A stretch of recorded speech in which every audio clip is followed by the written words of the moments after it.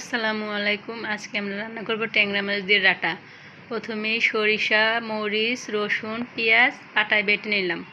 তারপরে কড়াইতে তেল দিয়ে পেঁয়াজ দিয়ে একটু নাড়াচাড়া করে লাল লাল করে নিলাম। তারপর লবণ দিয়ে দিলাম, মরিচ দিয়ে দিলাম, পরিমাণ মতো হলুদ দিয়ে দিলাম। এখন একটু হজের গুঁড়া দিয়ে একটু পানি দিয়ে নাড়াচাড়া করে নিচ্ছি।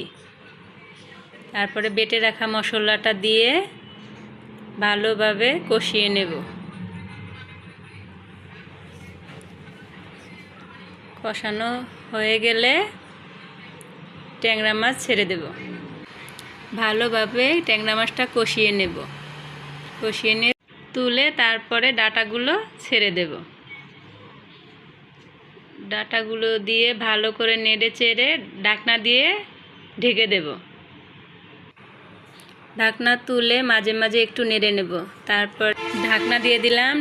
ঢাকনা তুলে তারপরে পানি দিয়ে দিলাম। পানি দিয়ে দেওয়ার পরে ট্যাংরা মাছটি উপরে ছেড়ে দিলাম। তারপরে উপর দিয়ে 3টা কাঁচামরিচ উপরে দিয়ে দিলাম। তারপরে ঢাকনা দিয়ে ঢেকে দিলাম। রান্না শেষ হলে পরিবেশন করলাম।